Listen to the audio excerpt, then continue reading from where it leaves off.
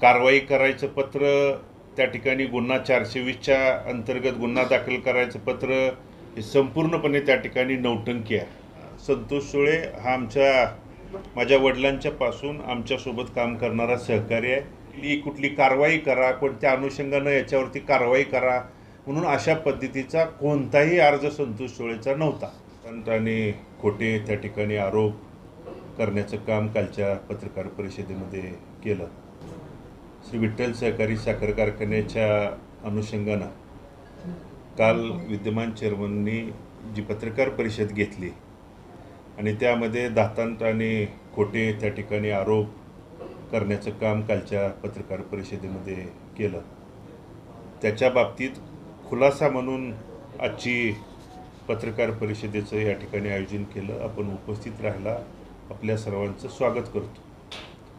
श्री विठ्ठल सहकारी साखर कारखान्याच्या निवडणुकीच्या वेळीच असेल किंवा आता काल 2 ते 3 दिवस झालं विठ्ठल सहकारी साखर कारखान्याचे चेअरमन आणि MSC बँकेचे प्रशासक आणि संबंधित सर्व अधिकारी ह्यांचा जो चाललेला नौटंकीपणा, सर्व त्या ठिकाणी बसून चर्चा करून नौटंकी करून कारवाई करायचं पत्र, त्या ठिकाणी गुन्हा 420च्या अंतर्गत गुन्हा दाखल करायचं पत्र हे संपूर्णपणे त्या ठिकाणी नौटंकी आहे।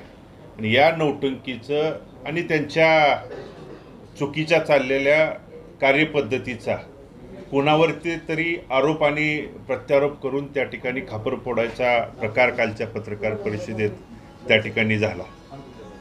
सर्वप्रथम संतोष सुळेच्या अनुषंगानं दिलेला अर्ज आणि त्या अर्जाच्या अनुषंगानं त्याच्या पाठीमागं भगीरथ भालके आहे म्हणून त्या ठिकाणी सांगितलं। मी खुलासा करत असताना संतोष सुळे हा माझ्या वडिलांच्या पासून आमच्यासोबत काम करणारा सहकारी आहे, हे संबंधित तालुक्याला संपूर्ण त्या ठिकाणी माहीत आहे। परंतु तुम्ही जो त्या ठिकाणी कालच्या पत्रकार परिषदेमध्ये अर्ज दाखवला तो काय आहे हे पत्रकार बंधूंनी देखील त्या ठिकाणी तपासून बघायला हवा होता की तो तक्रार त्या ठिकाणी तो अर्ज होता। या विठ्ठल सहकारी साखर कारखान्याच्या बाबतीत तक्रार केली, कुठली कारवाई करा, कोणत्या अनुषंगानं याच्यावरती कारवाई करा म्हणून अशा पद्धतीचा कोणताही अर्ज संतोष सुळेचा नव्हता। मी त्या ठिकाणी संतोष सुळेंनी महाराष्ट्र राज्य सहकारी बँकेला व्यवस्थापकाला हा 14/12/2023ला केलेला अर्ज मी आपल्यासमोर त्या ठिकाणी वाचून दाखवतो आणि या अर्जाची झेरॉक्सची प्रत देखील संपूर्ण पत्रकारांच्या हातात मी त्या ठिकाणी द्यायला मी तयार आहे।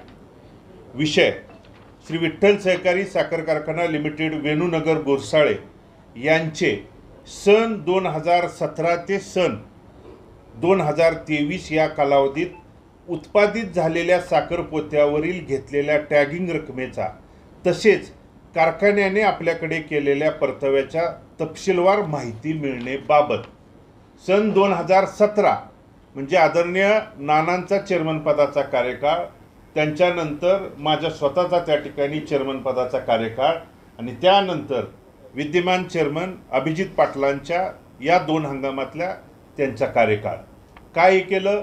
विठ्ठल सहकारी साखर कारखान्याने एक्सपान्शनसाठी सन 2014-15 आणि 15-16 मध्ये MSC बँकेचं कर्ज घेऊन त्या ठिकाणी जे एक्सपान्शन केलं, 1 मिल टेंडम जो 5000 टन असणारा साखर कारखाना 7500 टनाची 1 मिल टेंडम केली, 10 मेगावॅट को जनरेशनचा 30 मेगावॅट को जनरेशन प्रकल्प केला।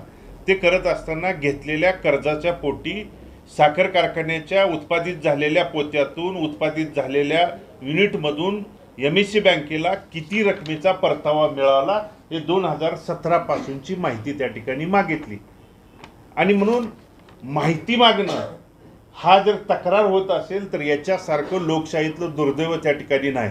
आणि या अज्ञानी चेअरमनला कदाचित माहिती आणि तक्रार यातला जर फरक कळत नसेल तर नक्की कालची पत्रकार परिषद कुणावरती आणि कशासाठी दादांत आरोप करण्यासाठी होती हे आपल्यासमोर त्या ठिकाणी मी खुलासा सर्वप्रथम करतो।